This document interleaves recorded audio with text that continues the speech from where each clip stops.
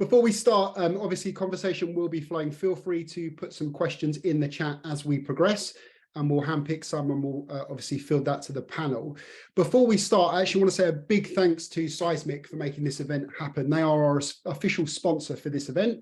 For those of you who don't know, Seismic is a global leader in sales enablement, helping businesses to engage customers, enable teams, and ignite revenue growth by equipping customer-facing teams with the right skills, content, tools, and insight to win more business, and more importantly, retain loyal customers as well.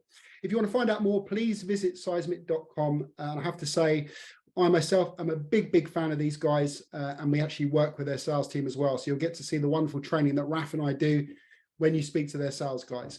So on to the subject at hand, which is, has selling changed forever? I put this webinar together and I was greeted with a resounding no from all the panelists. So this should be a really short one.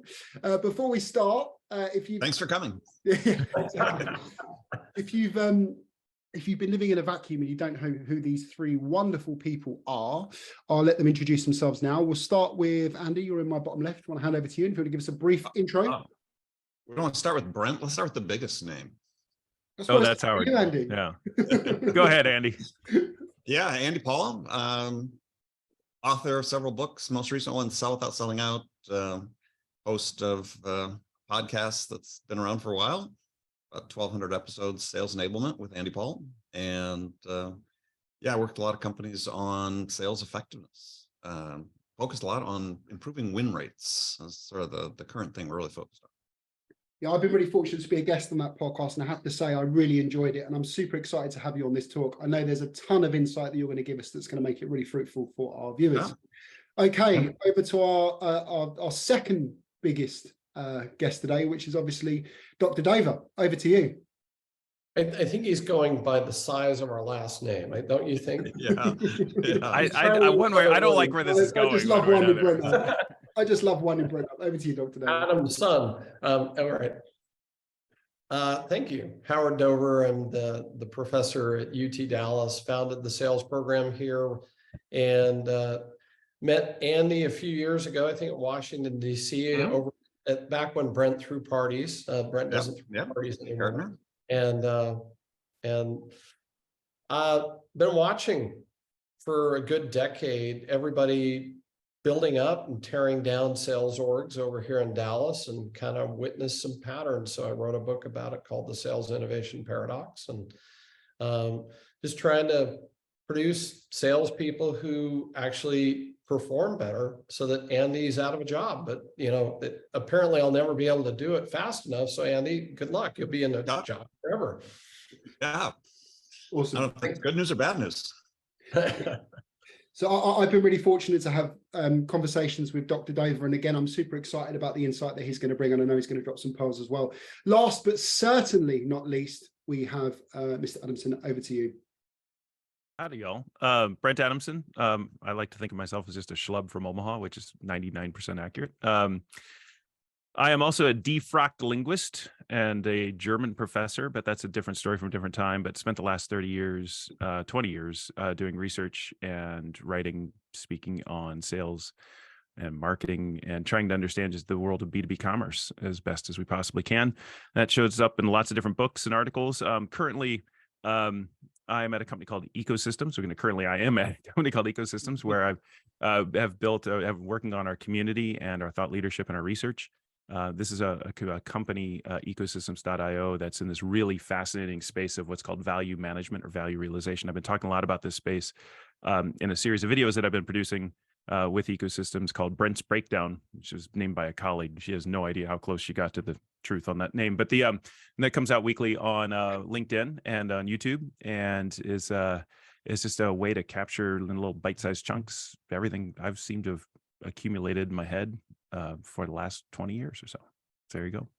Yeah, and I can speak that I've got a ton of value from your breakdowns, Brent. And for anyone in the webinar, definitely follow Brent as well for his breakdowns. They're superb, little bite-sized chunks of real value as well.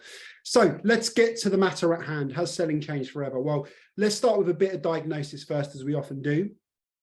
So looking at the landscape overall, we know that buying has changed dramatically, right? And that's all obviously borne out in loads of statistics that we're seeing at the moment. there's an argument that selling hasn't actually caught up with buyer behavior. Are we still trapped in legacy behavior and skill that isn't actually keeping up with the buyer? And Dr. David, we'll start with you on this because I know you've got some pretty developed views. Well, I think until we change how we start people in the business, we're going to continue to perpetuate that buyers are going to be ahead of where sellers are, because the way most of us enter sales is not because we choose the profession, we fall into the profession. And then where we get experienced salespeople is because they survive this survival of the fittest model. And those are the experienced people we hire into the professional gigs. And so we have a bias towards this survival mode, which is Neanderthalish. So we just have a crass process that generates the talent.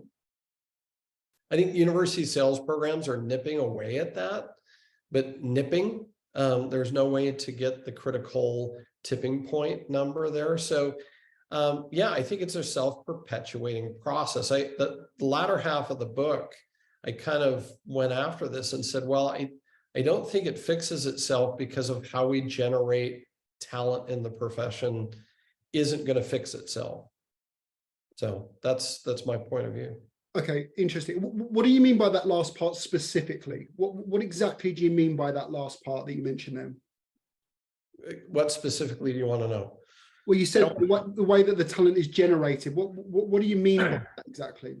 Well, I'm unsophisticated, so I'm going to be over on our side of the pond, not your side, and give you my perspective of the US market. If you want to be in sales, you choose it because, oh, I don't have a job and I guess I'll take that job, right? You get recruited into some job, whether it's a door knocking or a calling or an SDR position.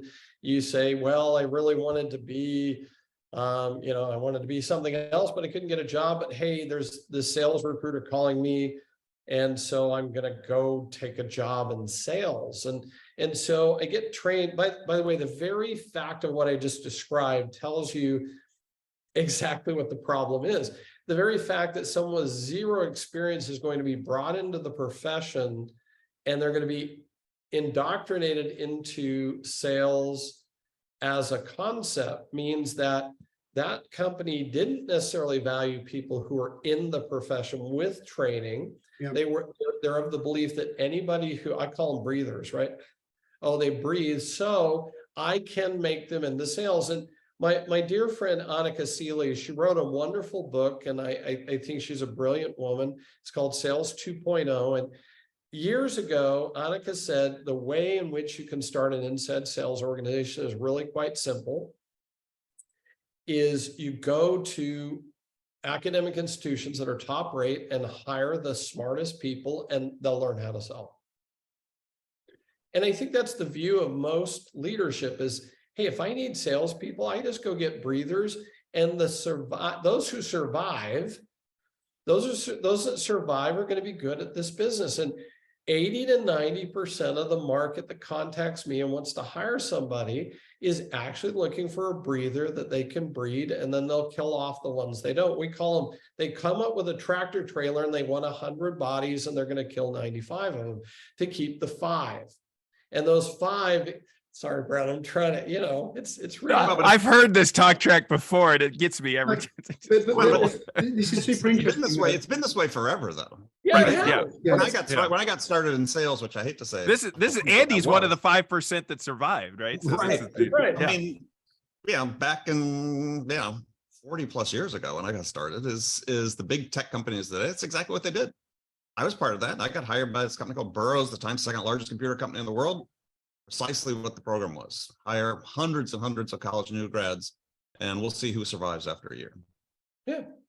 So there's an admission then that sales is a low skill job at entry level, right? So there's an importance for the organizations to upskill and train them to a level where they're giving them the support they need to go and do the job successfully, but more importantly, have a value add to the buyer.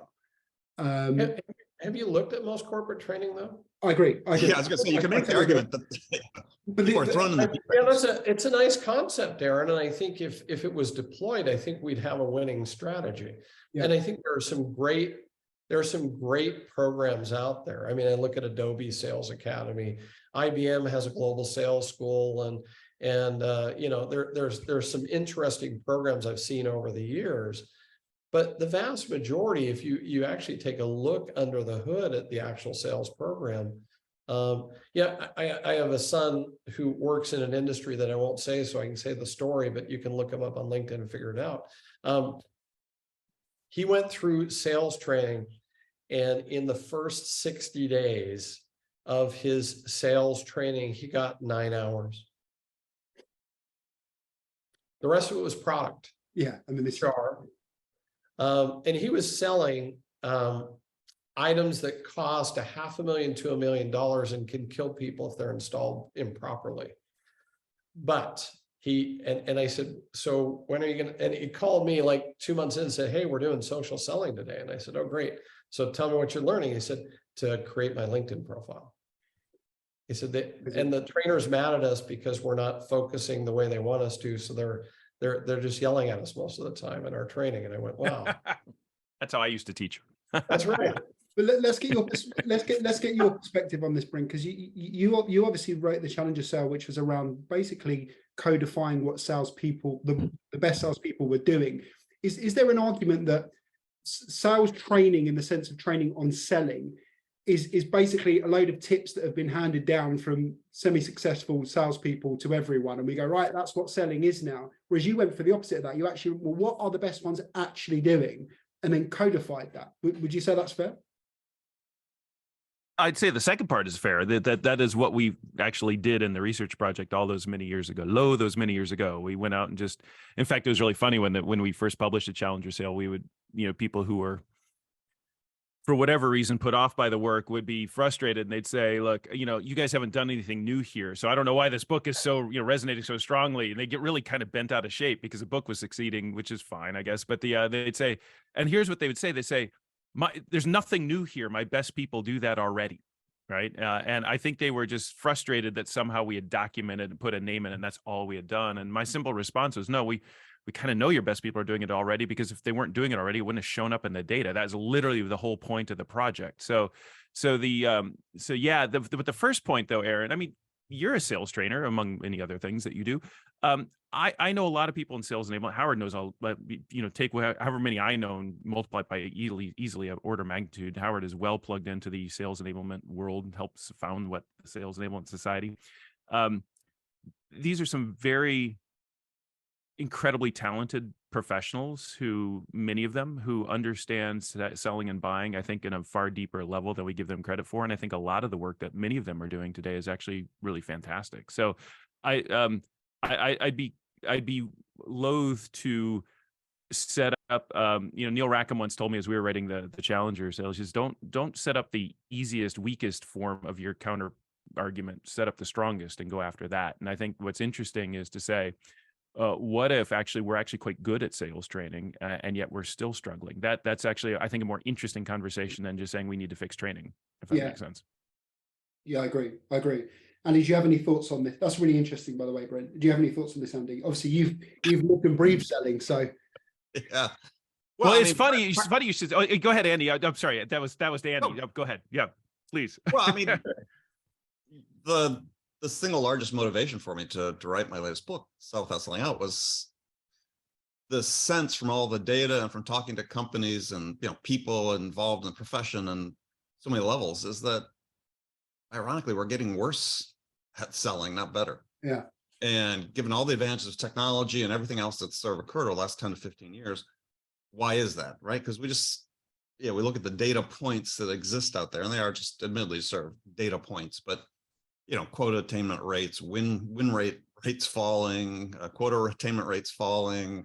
You look at, win rates, take SaaS as an industry, it's a whole industry that sort of survives on incredibly low win rates. Why is that? And you could make the argument as well that pure productivity of sellers, meaning how many dollars of revenue are they generating per hour of actual selling time, has also fallen. And so yeah, to Brent's point, there's people doing great work in enablement, yet we still see these overarching trends. And it's like, well, where's the problem? And what can we do to fix it? And yeah, my belief is that in part, yeah, inspired by Brent's work and so on, is yeah, we're just not creating the type of experiences that help buyers make decisions. And they're telling us that. Yeah, they are. Let me get your thoughts on, and maybe Howard, I'd love to get your thoughts. I think I just took over hosting for a second, but bear with me, Aaron. There's something I know I can't help myself, but there's something I've been watching. He invited us. He doesn't know that this is what's going to happen to him. No, I think Aaron knows, but here's an interesting question. So Andy, so I've had the pleasure of being on your podcast, read the book. We've had some really good conversations around it. Howard, you the privilege of writing it forward to yours. I know that work well. Here's an interesting question, because I see this a lot happening now when the discussions I'm having with our clients and prospective clients and ecosystems is it's when we try to scale that things seem to go off the rails, right? So, and I think it'd be an interesting thing to explore. So Andy, when I think of what made you a world-class seller, it's almost artisanal, right? And it's very much to your point in your work is about being very human, and these very deep human interactions that are very contextual, and they're very specific to that particular environment. And what happens then, of course, and Howard, this is really the heart and soul of your book, isn't it? Which is then we seek to maybe using technology now is what we tend to lean in as technology, and before that, methodologies and things like that. We see that goodness in sales. We see our star performers being stellar, and we think, and it's literally the question I get almost every day in the job now is like, how do we scale that? How do we take that? And as we used to like say, bottle it and export it to everybody else. And it seems to be it's in that moment where we try to take the goodness and scale it is where we seem to somehow lose the magic, which is so deeply frustrating, right? Because if I've got a sales team of 500 people and 150 of them are doing great, that's not going to do it for me, right? So, or even 15 of them are doing great. So then that's where I think Howard technology comes in. For example, we try to capture in the algorithm and the technology and the technique that little bit of magic that makes it so human and makes it so contextual, makes it so special. And as a result, we wind up stamping out the worst of sales as opposed to the stamping out in the sense of replicating, not getting rid of the worst as opposed to the best. And it's maddening to everybody, I think. Mm-hmm. Yeah, I think the challenge is best practices has a couple of flaws, just from a fundamental perspective. The first one being is that best practices kind of comes from the manufacturing principles, right? The idea of the Industrial Revolution. And so the challenge is we're dealing with human beings. Yep. We're not dealing with machines. So the concept of scale works really well when the item in which you're deploying it to will not change. Right? It will not change. So if I've designed a way to manufacture something, then I can replicate it because it's replicatable.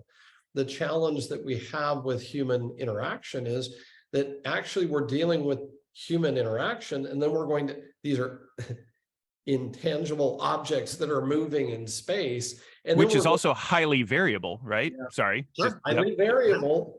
And the salesperson, but the other piece of this puzzle is you've got the buyer sitting over there. Yeah. And so it's not just that you have the seller that you need to scale up.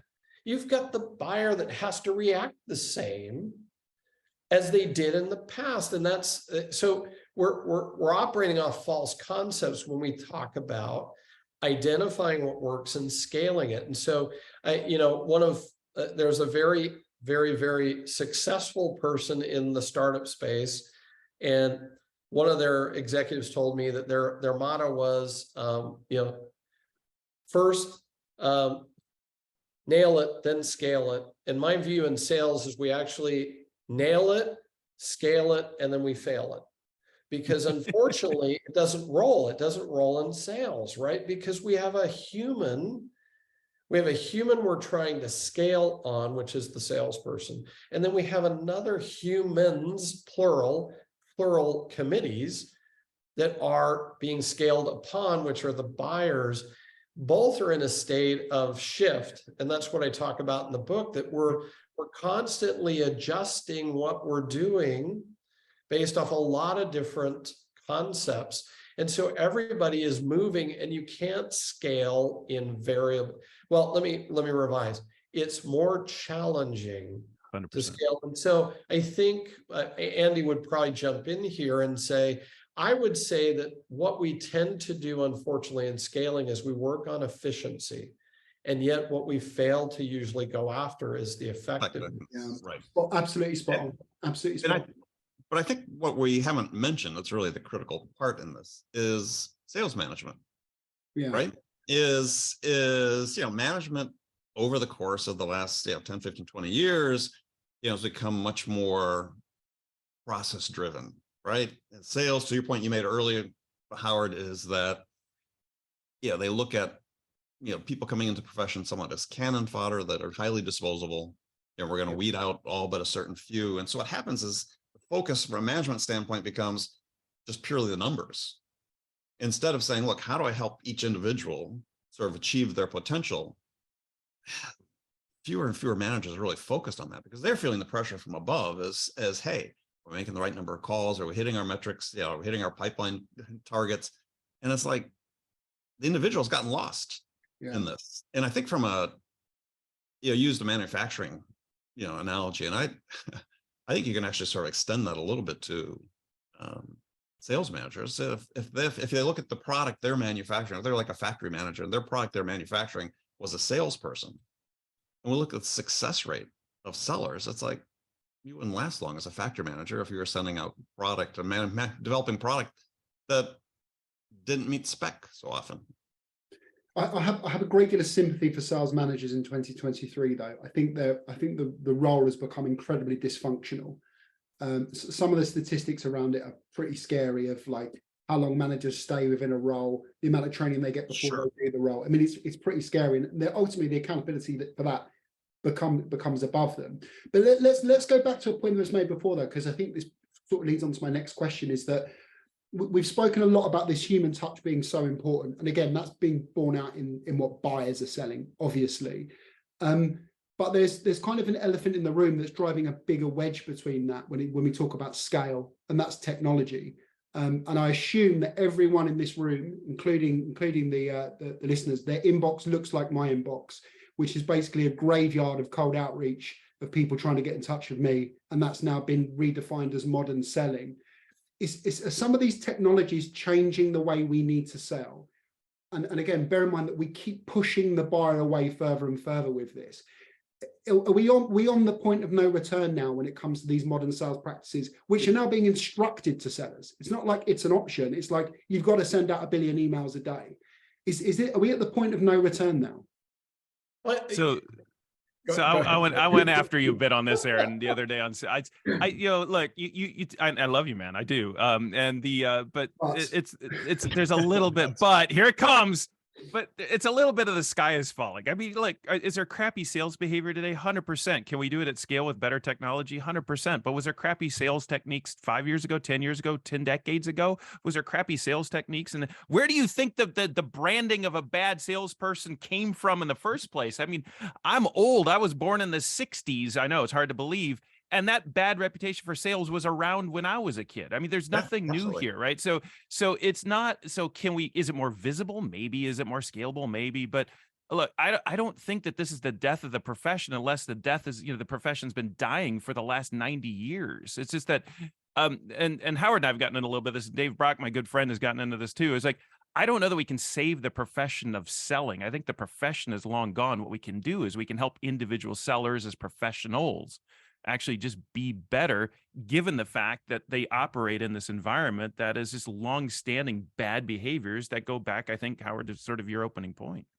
No, I disagree though, Brent. I respectfully disagree, right? You don't have to do it respectfully, man. You could do it with vehemence and just personal animosity. Yeah. The reason I respectfully disagree is to the points that Andy raised at the very top of this webinar before, which is actually we're seeing kind of apocalyptic level results when it comes to sales organizations at the moment, like across the board and in most industries, not all industries, some industries are doing. Tell me what does that mean? What do you mean we're seeing well, like win rates, blended pipeline conversion across it, reps hitting quota attainment, all of this stuff is literally dipping and dipping and dipping. And it feels like it's becoming generational, where it feels like we've lost something that selling was, and it's getting worse and worse and worse and worse and worse and worse. And I go into businesses and I sit with them and I talk about it. And there's just a lot of the time, there is a lack of knowledge around the right way of doing things. And it feels like we're being pushed down this avenue of, this scalable outreach that we're doing that is getting beyond the point of no return. Is how I think the thing that's changing, Aaron, is not B2B buying. B2B selling is getting worse. It's B2B buying is getting harder. So you take those bad selling behaviors and run them into the teeth of ineffective buying behaviors. And I think that's probably, if I were to root cause sort of what's falling apart, it's that disconnect. It's not just that buying is stable and constant and selling is getting worse and worse. I just don't think that's right. But I don't, Howard, go ahead. I think Brent's point, I think the experience of buying has gotten worse. Yeah, for sure. 100%. I mean, there's a friend of mine, Kean McLaughlin, runs a company in Australia called Trinity Perspectives, and they consulting firm do win-loss analyses for enterprises around the world. And about a year or so ago, he summarized findings from thousands of interviews they had done with decision makers about, hey, here are the 9 most cited reasons why you win deals and lose deals. So 18 factors in all.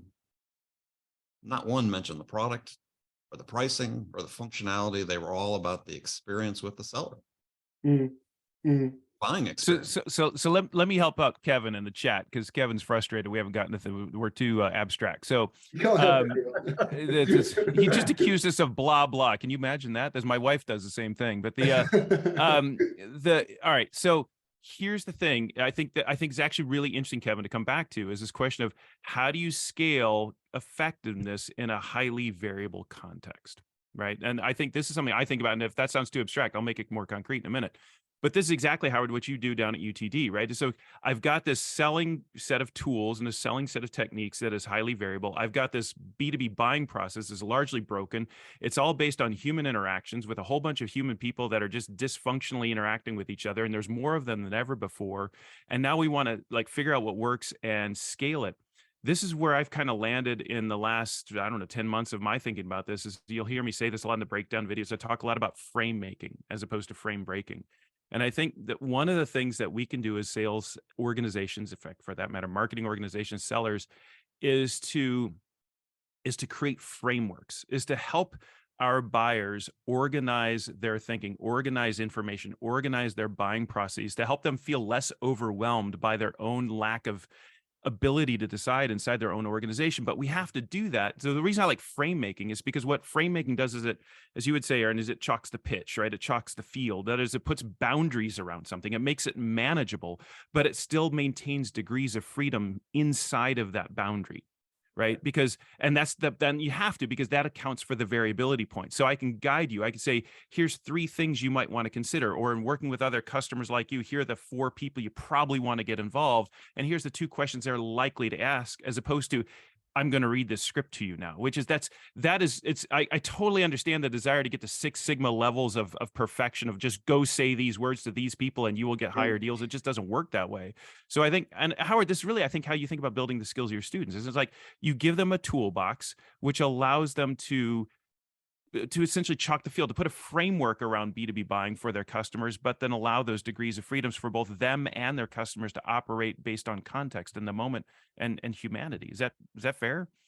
Yeah, I think, the jobs to be done framework became the baseline of our model probably about 4 years ago. Last time we met in Arlington is when I told you I was going to change things, and we went on a journey to change it. And the results have been phenomenal. Unfortunately, we had the pandemic in there, so we don't have any good A/B testing to run with. But I want to come back to Aaron's apocalyptic. Hard to say. Let's be honest about a couple of things. Number one, the SaaS VC bubble is popped. And therefore, statistics that are coming from the tech sector are going to be apocalyptic. Anything that's measuring the performance of the field that has any data point, or what's the bias of the tech sector in those data points, need to be taken into consideration. That area, if you've had, I just looked at the layoff picture last night, the number of layoffs in the tech sector this year equaled in the first quarter of this year all of last year's layoffs. 170,000 layoffs in the tech sector. And if you're looking at SaaS licensing, and Jocko over at Winning by Design put out a great piece on December 22nd. And he predicted this complete implosion of the field in the SaaS era being over. So when you look at that, you should expect all the numbers to look horrid for the year of 2023. And we should see a downward sloping on almost every major KPI if it has a huge tech component in that space. So that's item number one that you have to put out there when you're quoting statistics right now. You have a complete implosion of a field that's based off seats, that's losing, combined over the last 18 months, 300,000 seats. You're going to see a reduction. You're going to see worse. So the number of customers who have funding has disappeared. Right? So all of this is going to cause data points to look really, really bad. Mm-hmm. Now let's go back to the overall trend line before this. Yes, were we downward sloping before? Yes. And you turn around, there's another statistic that if you do the same thing, there's a couple of things I want to make a point. The reason people do this, I'm an economist by training. The reason people do stuff is because it pays. And if it quits paying, people will quit doing it. So what happened here is we had a 13 times increase in the number of people doing outbound in about 5 to 6 year period. So guess what? The amount of times you got lucky went down. Mm. Statistically speaking, it had to go down because someone else got lucky before you did. So your numbers went down. It wasn't based off skill, right, Andy? I mean, the people with skill. Now, here's the other side of the story that's fascinating. What happens if you focus on efficiency effectiveness first, using frames, using not methodologies, but ways of thinking about the buyer. Mm-hmm. Then you enhance that with technology to be relevant in the moment. And you actually understand where the customer is, and you don't act like a bot. You know what happens? You have a multiplicative effect on your performance, and it's measurable, and we're seeing it everywhere. But the average is dropping. But there's outliers breaking out everywhere, showing that modern selling absolutely kills classic methodology, hands down. Statistically, we can show it all over the place. We're documenting it everywhere we can find it. Interesting. Super interesting. And what are you defining as modern selling? Well, that, my friend, don't you think, great, fair question. I think we need to find the new way to sell. I think it's being discovered, Andy. I don't think it's discovered. I think it's being discovered. I would like to propose that it's based off what Brent just said. It's around buyers' frameworks, not sales methodologies. Mm-hmm. So that'd be my starting point. Yeah, start with the buyer. Yeah, I mean, it's interesting. Just looking at the chat. You know, you've seen some comments here about types of sellers and hunters and so on, and it's sort of, your comment calls to mind. It's like, I oftentimes ask sales leaders, or they're looking to hire sellers. I'm saying, you ever ask the buyer what they need your sellers to be? Mm-hmm. Help them be able to navigate their processes and be able to make decisions. Or do you just, you ever asked your buyer, do they want your sellers to be a hunter? They want your seller to be a closer.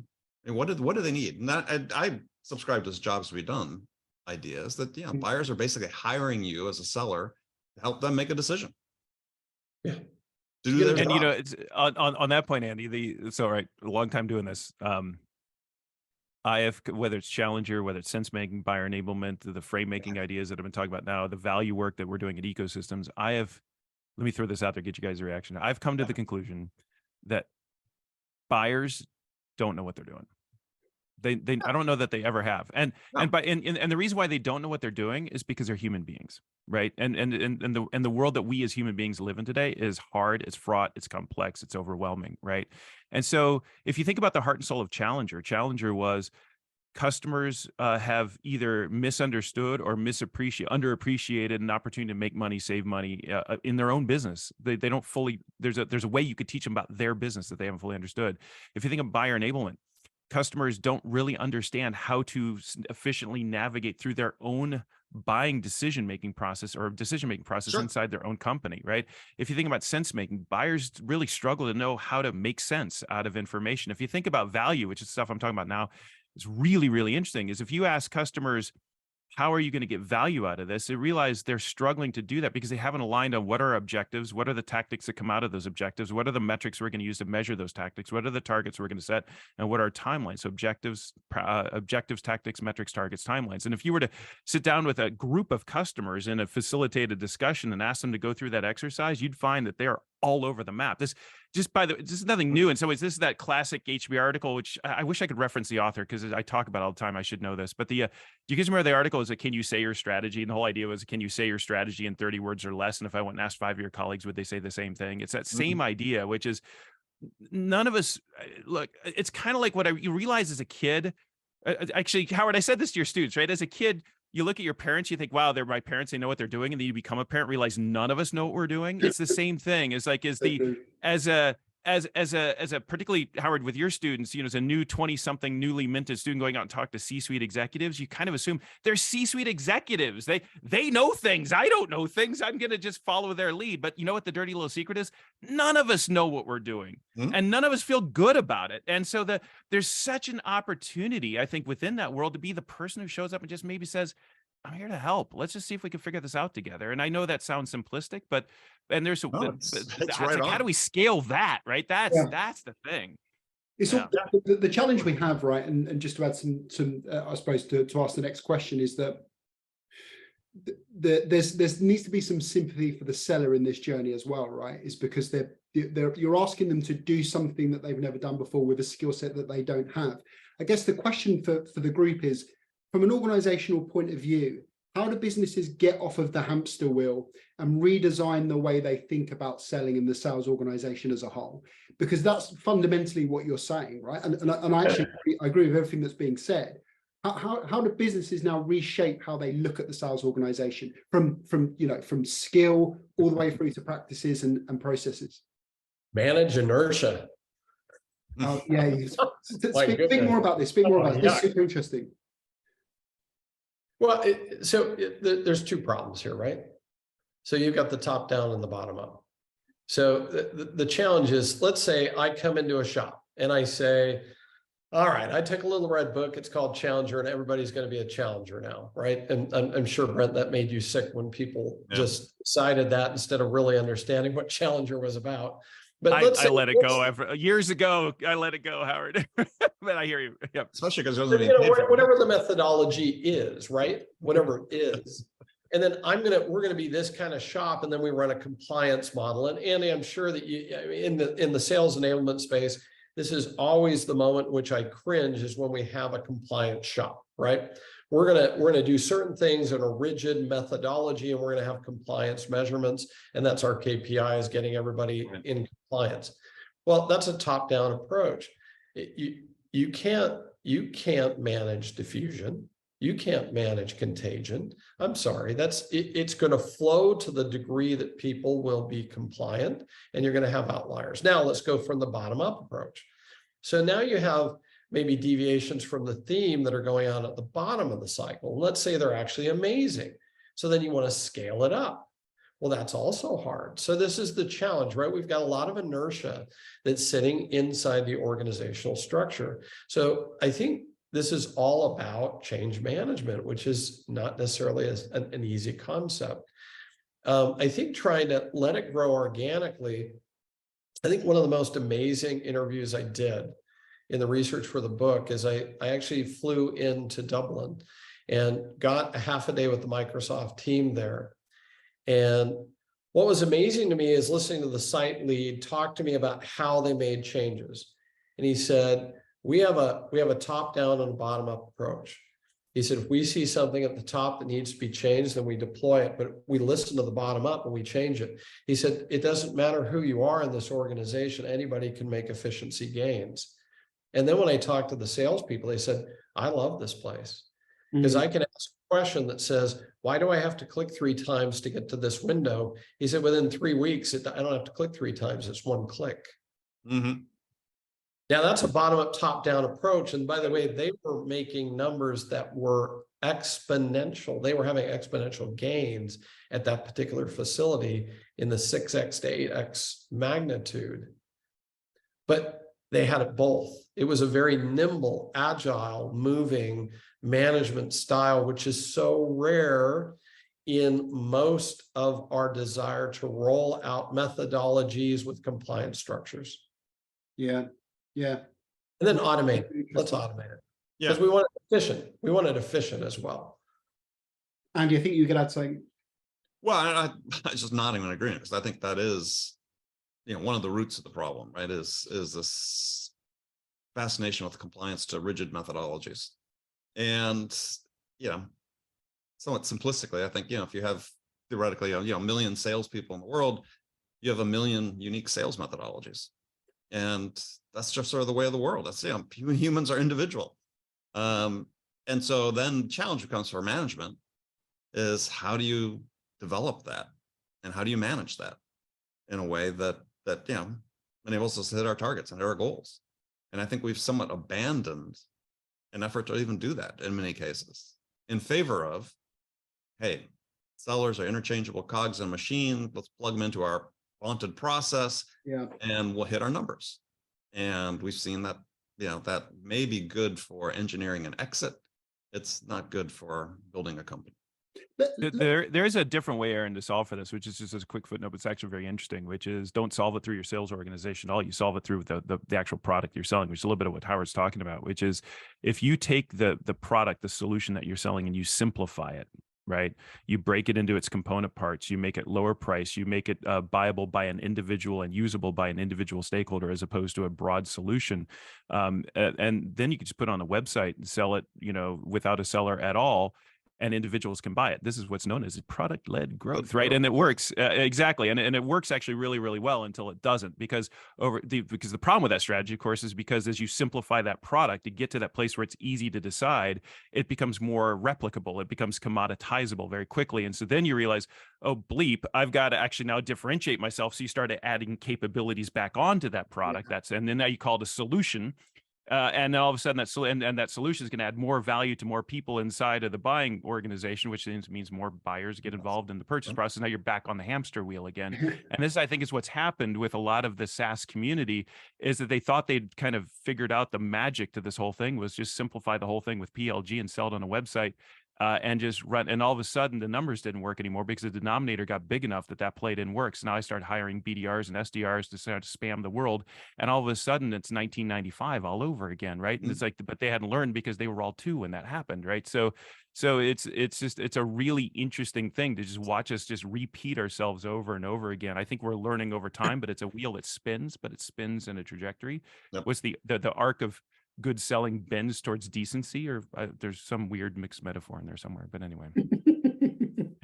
Let's talk a little bit about sales management. It's popped up a few times today, and I think there's a recognition amongst the group that it's such a critical role, and the role itself is becoming, I speak from my own experience and from conversations that I've had, the role itself is becoming less well defined within organizations.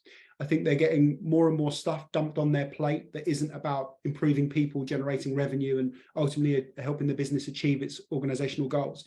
And often, sometimes the objectives that are dumped on sales managers are often competing objectives as well. So they don't know where to spend their time and what the best way of spending that time is.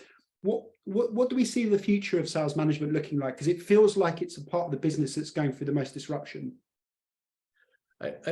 Can we start with the underlying? There's just an underlying problem with sales management to begin with that we really need to be honest about. Yeah. First off, how many people Now, there may be the rare, this is like teachers who teach sales instead of go sell, like me, which are just suckers to not go out and make the real money. But how many managers choose sales management as a professional choice, or is it the stepping stone to leadership? So that's your fundamental problem. How do we get them in the first place? And what is the motivation in the role? Because you can't fix that problem from an economic standpoint. The motivational structure is broken on how we get the person to begin with. We choose Howard, that. but isn't that true for all middle management roles, not just sales management? Oh, yeah, sure. Fair enough. Okay. All right. I'm just Fair enough. checking. Okay. So keep going. Sorry. I'm just playing it out the logic. I think you've got, once again, you've got a systemic problem that I don't know that is fixable. Now, organization wise, Fidelity Corporation is a fascinating company because when I interviewed them and talked to them in a site visit, everybody I met would say the following, something around this: I am 1 or 2 steps away from my destination role, or they would say, I am in my destination role. And I said, can you explain that to me? Everybody keeps on saying my destination role. And they said, oh, here at Fidelity, we map out where you're headed. And there are actually maps, and you know exactly how many cycles it takes before you get moved to the next level up to the destination. And so most of the people were very, very conscientious about their current role and what they were gaining so that they would be able to move to the next role. But I have rarely seen other groups that have so much structure to their leadership development program. That's super interesting. So they've got to obtain certain skills within the role they're doing to get the next role that they want. Get into the next role that moves to the destination they're looking for. And how do they define the motivators for their destination role? What's the criteria? Well, they get to pick it. They say, I want to be, you go define what your path is, and you have the steps, and they're well defined, and there's, these are the steps you need to go to. And I think Gartner over in the sales group has some interesting movement around management, but I haven't studied it enough. Brent, you were living in it, but over on the other side. But there's some interesting work that gets done over there as well. But I think one of the fundamental challenges we have around sales management, Aaron, is that on average, we usually take somebody and make them a manager because we're going to lose them if we don't. And their goal is, I want to eventually be the director or the VP, so therefore I have to do this role. I don't think that we make it a role that we value. And I don't know that that's fixable. And as Brent points out, I think that's a lot of middle management. So you have to be pretty strategic at the senior level to say, we're going to do something about this. Most executives I talk to about this tell me it's the blind spot of their org, that they really don't have a great plan for it. So what if one of the solutions, and this is, not a complete solution, but one that I've been thinking a lot about is, what if we take this idea of individual development of the individual, and I'll call it coaching for lack of a better word. Sure. Just create a separate organization. It's a coaching that's not management. Why do we assume managers have the skills to develop individuals? Because they're not trained in it, right? We're not giving them any sort of background in that. There's a whole field in, athletics in terms of, performance improvement. And there's a science behind much of it. And we obviously don't train most of our sales managers in that.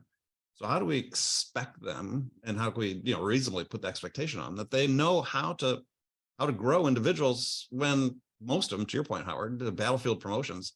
I was certainly this way when I got promoted after less than 2 years from a sales role into, I barely knew how to sell, let alone manage people. Is there an argument that sales enablement absorbs some of that responsibility of coaching? Well, potentially, or maybe it's just a whole different skill set. Andy, Specialized coaches. I've got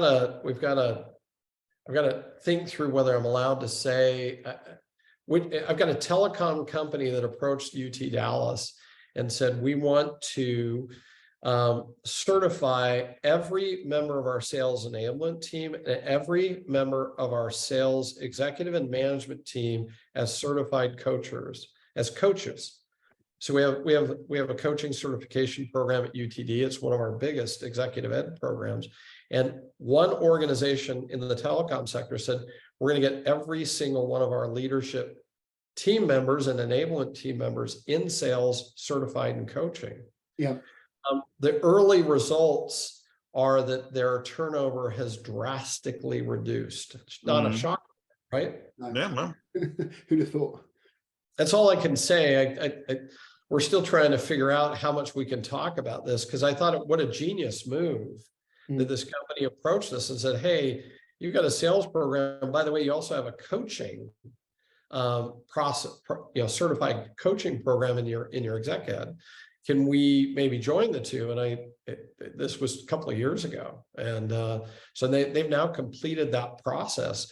So I think that's leaning in, Andy, to what you're saying, right? Is I don't think it's exactly what you're saying, but I think what you're saying actually makes a lot of sense, that I need coaches, not necessarily managers, which, wow, that almost sounds like it could be modern. Oh no, shocking. Oh no. Yeah. But I mean, I'm struck by I was telling the story to somebody yesterday. I was on a call with is right before the pandemic. I was at a conference to go unnamed. There was a panel of CROs and VPs of sales up on the dais talking, and they were talking about this idea of coaching and development. And one guy says, well, yeah, we don't do one-on-ones anymore. He says, they just don't work. And I'm sitting there like, yeah, the issue is not the one-on-one, the issue is you, right? That's the problem. And the thing is, he starts head nodding with agreement with all the other people at Panelists. And it's like, this is insane, right? It's like, yeah, they don't work. So yeah, we just focus on the metrics. It's a shame. It's funny. In fact, this will be the breakdown video, comes out 2 weeks from now. Is just a reminder that we actually knew a lot about coaching 20 years ago, and we seem to have forgotten it, right? So I spent 3 years in 2004, 5, 6, and 7. So whatever, traveling around the world, sharing just some really incredibly impactful research on sales coaching, some of which we put in the Challenger book. But then we all kind of got distracted, moved on, and there's a lot of us now in the sales profession don't remember any of that work. But so breakdown video on that in a couple of weeks is a good reminder. But here's 4 things I think that are important around this coaching idea. One is, and Kevin kind of picked up on this in the chat, is coaching is to your sales reps as frame making is to your customers. In other words, just like buying is variable, selling is variable. And so giving your sales rep a tool and say, always fill in this field or use this drop-down menu is just trying to systematically Six Sigma your way through process to a variable outcome. It just won't work. That's why coaching, I think, becomes so important. And we could go into detail. I don't think we need to today, but around sort of coaching effectively is frame making, right? It is, here's a framework around recognizing certain cues and different options you might consider given those cues. And here's how you might make good principled decisions on which actions to take based on those cues. So coaching effectively is frame making one step removed or one step up or over. And I think it's critical. 2 is, I think it does have to be managers. 1, because we saw in our original data way back when that sales reps, and this needs to be replicated. It'd be interesting to do this day. Baron, we found that when you ask sales reps, who do you want to coach you? Sales reps were very, very clear statistically and qualitatively around, I want my manager to be the one that coaches me. But there's also practical reason, which is the managers are the ones that are in the deal, for better sometimes, for worse sometimes, but they know what's going on in the pipeline. But that assumes coaching's about the deal, and coaching's not about the deal. It can be. We're talking about how to develop the individual. I get you. In the body of work that we did back then, we actually identified 2 flavors of coaching. There was what we called skill level coaching and deal level coaching, and they both turned out to be statistically important. And one is like irrespective of this deal, how can I make you better at closing skills or in questioning skills or whatever it might be. And then the other one was, how do I help you get the Smith account across the finish line through not through a diving catch, but through coaching, right? So it turns out they're both critical. Here's what happens if you take coaching and you house it in sales enablement. My fear there is because it then becomes a center of excellence. The next time there's a downturn, they all get chopped, right? Because every time there's a downturn, every center of excellence gets cut radically in most companies, right? And we've seen that, we're seeing it now, right? And it's a tough place to be. And then finally is, it's hard to scale out of a center of excellence. So a lot of what we're doing in the value work right now is done out of centers of excellence and value teams. And the first thing that every GM I talk to in these worlds talks about is, all right, now how do I get everyone else to do this too? How do I get reps to be able to do this without having to rely on that center of excellence, because that's overhead and that's cost. And so I think that becomes, I think, a critical, that's why I think managers who are already there and have to be there anyway become a critical source of coaching from an economic perspective, in addition to a quality of information and context perspective as well. Right. But the point about, back to what you made, it had to be a manager to coach is, but the fact is that, managers are saying we just don't have time. Stink at it. I know. They're saying we don't have time. Now, whether they have time or not, whole different question that we can it turns out, Andy, that's a total red herring. So we actually did some studies on this too. And there's a big pharma company that they actually did a time and productivity analysis of their managers. Right. They figured out what are the biggest time sinks for their managers that are preventing coaching. They Six Sigma the heck out of that. So they freed up the time. They created a massive amount of coaching capacity.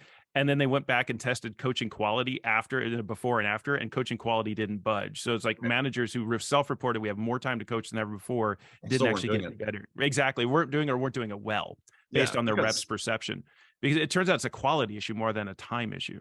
Well, this is why training. The point that Howard made before about the business coming to his organization to get certified and upskilled on coaching, I think businesses should be putting that responsibility. I think they should be putting all of their managers through an internal coaching program or an 100%. Because look, we can sit here all day until we're blue in the face and need to come to an end very soon. Coaching is the answer to most questions, in my opinion, particularly in selling. I truly believe that.